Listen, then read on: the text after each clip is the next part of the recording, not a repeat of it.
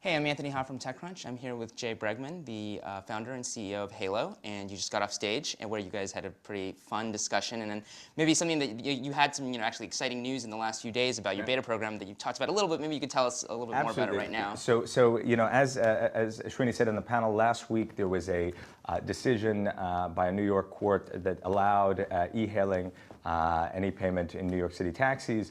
We launched a beta test of that on Friday, with including the full spectrum of both e-hail and e-payment. So one tap, you get set it and forget it. It was an extraordinary success. Tens of thousands of drivers and passengers used it. We had really effusive comments about why it was so great.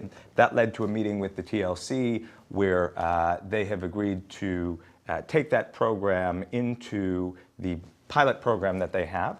It's going to initially be without the payment processing capability. So basically, you're going to have to swipe in the cab. But they've committed that in 60 days, we will have the full e-hailing and e-payment, like there are in many other cities around the world, in New York City yellow cabs. And that's just historic. So, and just to be clear, so e-hail is getting the cab. E-payment is not having to swipe the card. So the initial program that you're testing right now is just the hailing part, but they've committed to getting the payments in. Right. Why is there that 60-day delay? Well, so initially when we first started testing on Friday, we did have both elements of the system because we wanted to see if it could work. The 60-day delay is to give time for us to integrate with the existing credit card swiping systems, and people will provide those in the back, or if we've been unable to do so, as we have been for the past year, they will waive that requirement, and they've committed to do that. So it's basically an opportunity to give some time to see, can this integration work or not, and if it can't, we're going to do it anyway, and we're going to have independent systems like we do everywhere else in the world.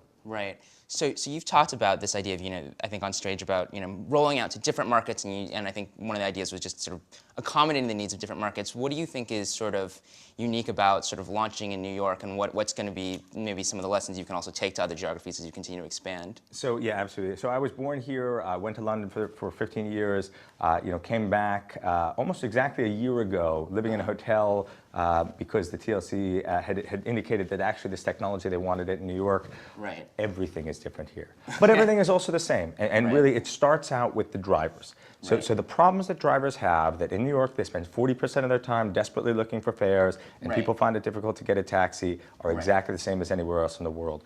There are a lot of things built on top of that, but what we do is we start by getting fantastic, bought-in driver community leaders into the business as partners, and then they kind of they localize the product for us, and they localize the community, they localize the service.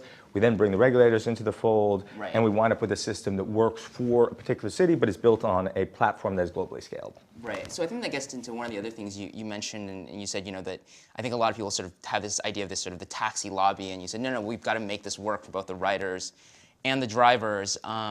And I think, I think for a lot of people, they say, well, that sounds nice, but sort of how do you actually make that work in real life? So look, ultimately, the technology that Hailo brings, this full e-hailing and e-payment, is solving a problem that drivers spend up to 50% of their time empty. That means those cabs that are owned by somebody, that means those medallions that are leased by somebody, they're all spending 50% of their time empty. So what we've proven in other markets is we can improve that efficiency by up to a third. Everybody wins, and that's what people are starting to realize.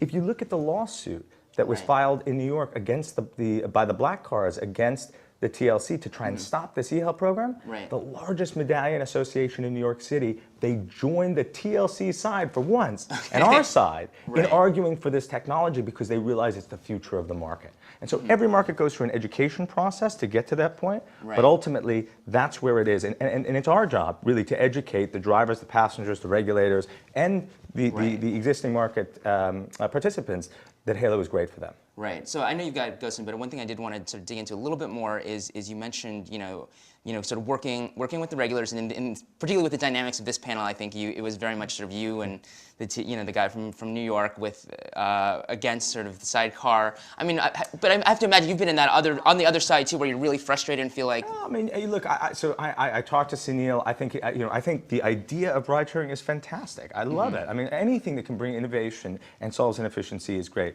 We're not against anything anything like sidecar. We're totally pro-innovation. Our view is just that, look, in order to make this work in the real world, you got to work with existing infrastructure. You can't start everything from scratch, right? You can't be everything to everything at once. And so what we do is we take a really, truly disruptive service, but we layer it on top of an existing network of yellow cabs that people know and trust and love, and an existing structure in terms of drivers, in terms of the meter, in terms of all these other things that people are used to, so that actually we're not changing too many things at once, but if you put all that package together, I'm sitting in my apartment this morning in Chelsea, and boom, I get a cab, and by the time I'm downstairs, I walk in, and that's just awesome. Great. Well, thanks for joining us, and I think I'm going to go let you go catch a cab now. Thank you very much. Okay. All right. It's been great.